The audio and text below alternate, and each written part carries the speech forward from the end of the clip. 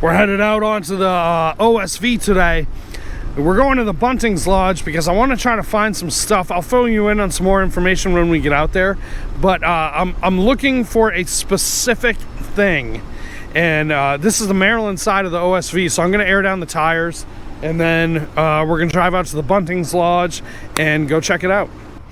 Before I forget, I get a lot of questions about my tire deflators. When you go out on the beach, you got to deflate your tires, and they recommend going down to 15 psi. I don't ever go that low. I go between like 20 and 22. That always works for me. I have a F-150 and it works fine, but the tire deflators that I use, instead of trying to like jam a key in to deflate the air, they have these automatic ones. This is like the greatest 20 bucks I ever spent in my life. There's a link down below in the description that's got my Amazon affiliate account, and you can buy them directly on there. We just made it out onto the beach. We are vehicle number 4. There was one that was just pulling off. So we're gonna drive all the way down. The Bunting's Lodge is down near the bullpen. So we're gonna go all the way down there and then walk the trail to go to the lodge.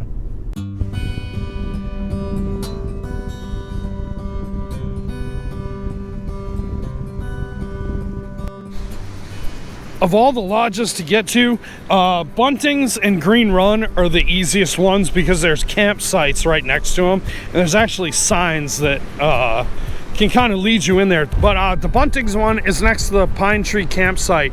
When you follow the road down, it's gonna fork. It goes to the left and to the right. To the right is the campsite, to the left is the Bunting's Lodge. Now the lodge itself, the lodge is not in use, but the property is. They have stuff set up, like scientific stuff for like tracking, I think, like birds and butterflies, and then there's one that does like wind and stuff like that. So that's what it's still like, yeah, it's still very in use. So I'm gonna get my boots on and we'll start walking out there. We're on our way to the Bunting's Lodge. Now, here's the old road that we're on. But to catch you kind of up to, I guess, like the back history of this, it's a lot. But there was a bunch of hunting lodges and homes out here. There was like four beach houses out here. There was the Bunting's Lodge, Green Run, High Winds, Peoples and Lynch, the Clements House, the Hungerford House, and the Mussers. Clements, Hungerford, and Mussers were just beach homes, and the other ones were hunting lodges. Valentine's was another one. Some of them were like commercial hunting. Bob Odell's was one. I think that's all of them. Bob Odell's and Green Run were commercial hunting, where it was a business. It was like a full like operation. Bunting's was more for clients of theirs. They had a nursery, and they would bring their clients out and hunt out here. Valentine's was privately owned. High Winds was privately owned. Peoples and Lynch was privately owned. So for Bunting's, a lot of it was family, but they had like clients out here too. So all the lodges, they're all abandoned now. The government took them over in 1965, and they were given 25-year rights to use the lodges and homes, and after the rights ran out, they had to vacate. So the way that the government did it was they leased it back to the owners at $0 per year, and then they were given the 25-year rights. Now, the reason they did that was because there was a big storm in 1962. It was a nor'easter, the Ash Wednesday storm, and it pretty much like wiped out the island. So after the storm, it was a whole big fight that was going on. They were trying to develop it into a bunch of homes called Ocean Beach. It was like 5,800 lots, I think is what it was. A little bit over that. But yeah, they were trying to develop that. And then the government stepped in and was like, no, it can't be It's uninhabitable is the way that they put it. And that's when they pretty much did the push to appraise all the lodges and then take everything over. So it's now a national park, and all these lodges are all abandoned.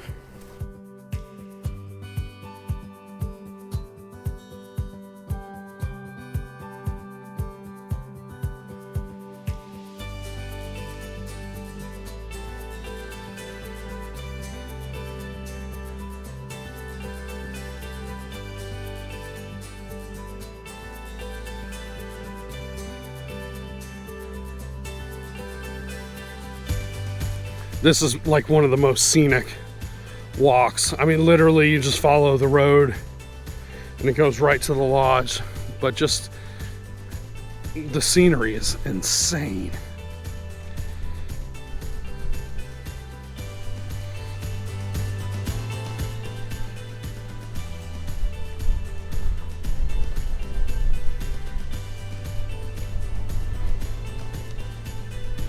So a little about the lodge. I've been talking to Debbie. Debbie's father's brother owned the lodge. He was one of them. And she is a Bunting.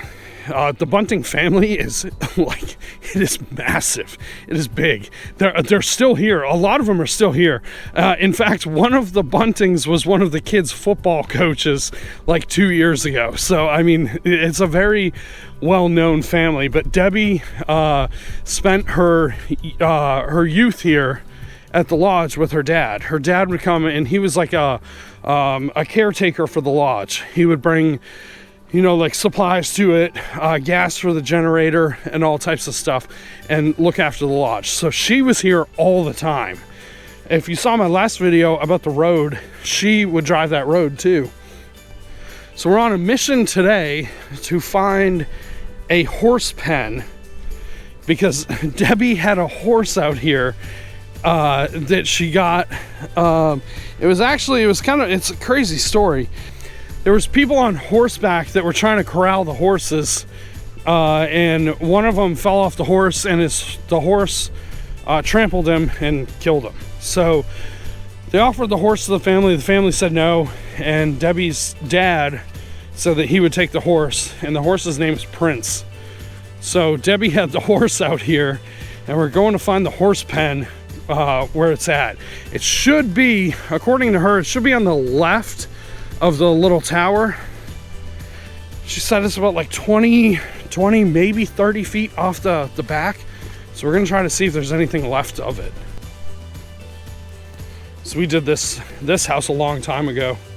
It all pretty much looks the same, but everything's pretty much still here. There's cars over here. There's an old Wagoneer right here. There's a couple other cars up around the corner, but you can see like the weather instruments. There's one there. And then this panel that's right there. But the car is obviously, yeah, it's still here.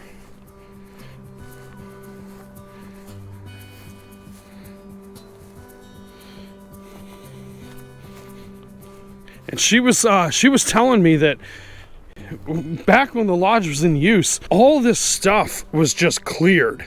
Like there was nothing here. Wait a minute. Is this the pen? It's gotta be. It has to be it. There's posts right here. There's a board that runs this way, if you can see it. And then right here. And that was Prince's pen. It's right there. Another post. That's awesome. That's so cool. And that would make sense where she said it was at. Let me try to get around the other side.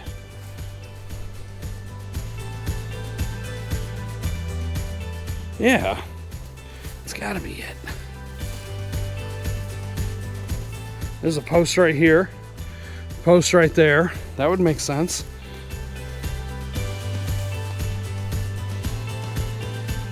Does it go back?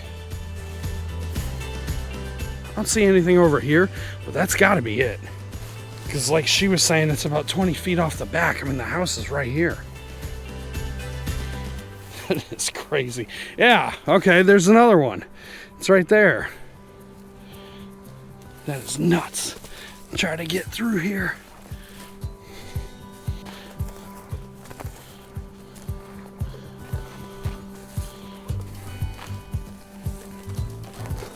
Yeah, there we go. So we found his horse pen. That's pretty awesome. Yeah. There's a post right here. Yeah, and there's more up there. It's crazy. Yeah. I know there's thorns everywhere. Look at this view. She said these posts were all duck pens. They had like little duck pens out here. It's crazy. View's incredible.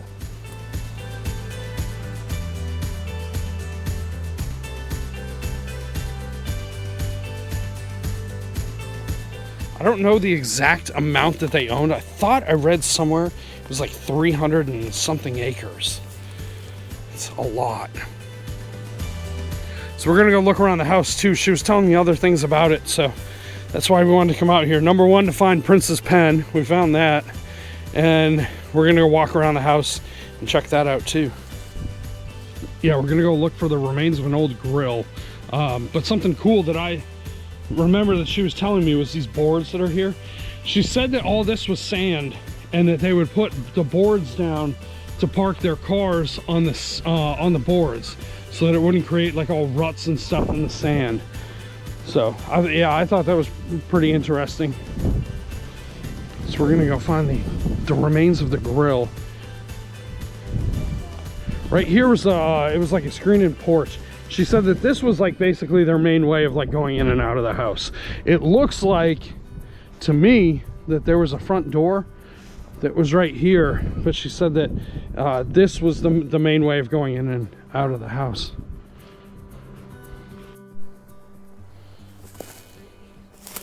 Here's the porch. It's kind of hard to get into.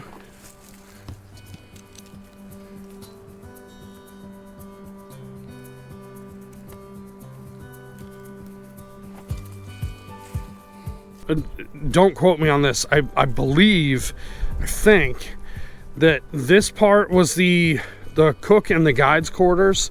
They had a cook and a guide out here, and the oil tank is still there. It had oil for heat.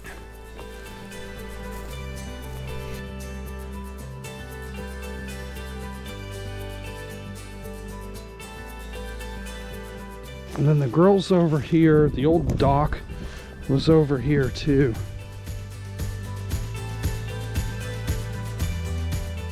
There's the grill.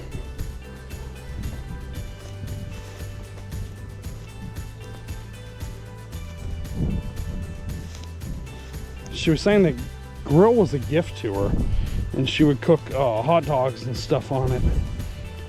They had a family friend that had a house out here, and he was the one that gave her the grill. And the dock should be, here's all the other weather instruments and stuff. Yeah, that was it, because the posts are still there. Yeah.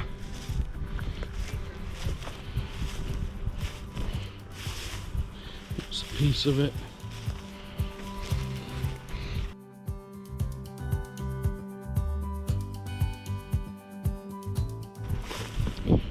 And then right here.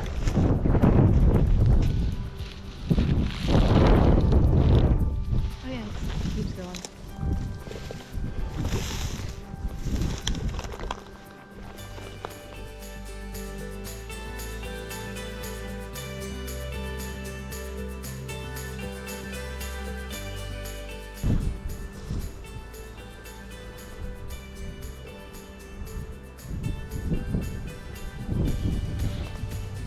The original house was about like right here-ish.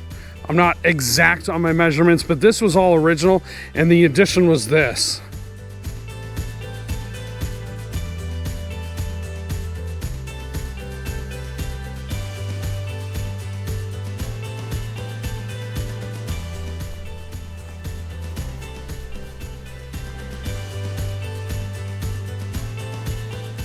want to say this house was vacated in, I think, 93.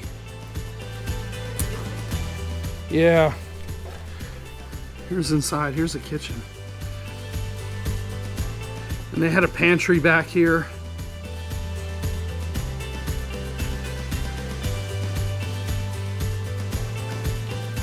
And then in the corner, back around this corner, there was a big living room. These were all bedrooms and bathrooms, and then it went to the end. She said that they called that addition the lookout tower, and she said that that's how they had like a little chair up there that she could see from. She was sitting like the little stool, and she could see everything.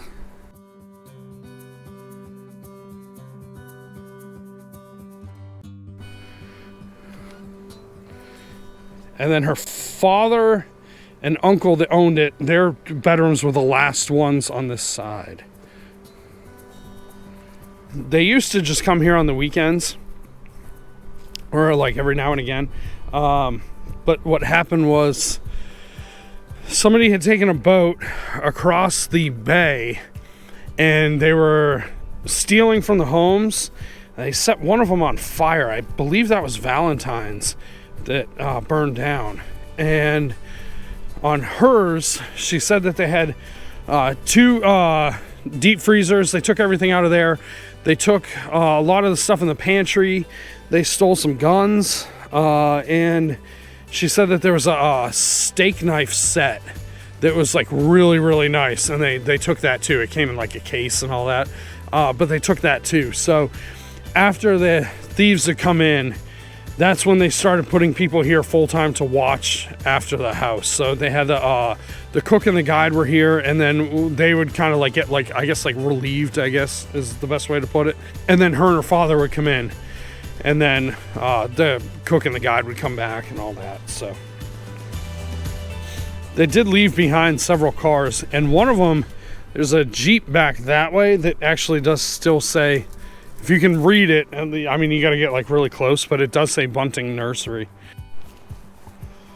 I'm gonna go up this little trail over here, and that's where some of the other cars are. I'm gonna do a lot of other stuff on this house because I just started talking to Debbie, so I'm trying to get more information on it. Ask her a bunch of questions and all that. But once I get more answers to a lot of things, I'll obviously do a lot of other videos.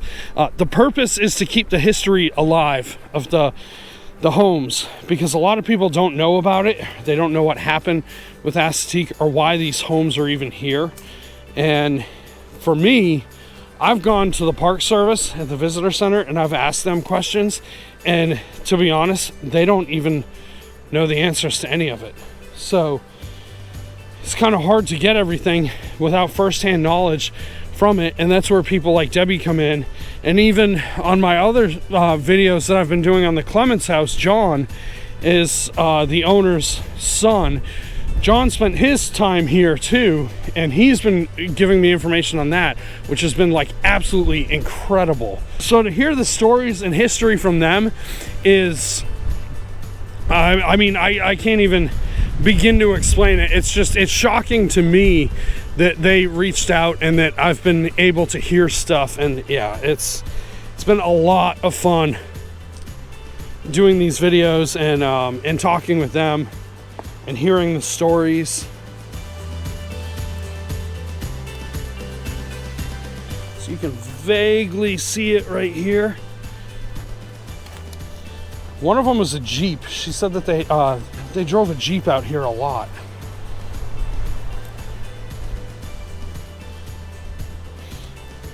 Another part too, which I found really interesting, she said that there was a building that was like sort of like an apartment. It had like four separate like units to it, and the storm of '62 completely destroyed it and washed it down this way. And she said she believes it's still there. So one day we're gonna go out and we're gonna go search for that and see if we can find it. She said that the owners, they lived in Ohio, and they pretty much called them, and her father called them and said, you know, house is washing away. And they said that nothing that they could really do about it, and that was that. So so we will find the remains of that. I don't know where it is, so it's going to take a lot of walking, but highly worth it to go find it. Here's remains of an old ATV. She said she doesn't know how this got here, but this has been here for a while. She stopped coming here in, I think it was 1966, and she went off to go to college. So a lot of this later stuff, she said she doesn't really know too much about because she was only here when she was younger. But as far as like everything left behind, like the Jeep, she doesn't know, the ATV, any of that. But as far as the house, I mean, she remembers everything, like everything. And it's like she was just here yesterday. It was crazy talking to her. Definitely fun. A lot of fun hearing about it and all the stories and stuff that she has. So I'll share a lot of that in the future. In the meantime, we're just going to look around a little bit, and then we're going to walk back. As we wrap up the lodge, I'm going to go to where the old ferry used to come in, because that's pretty cool over there. Little facts about that. But their dock, when it ran out this way, and she was saying that they had a boat called, it was called Dixie.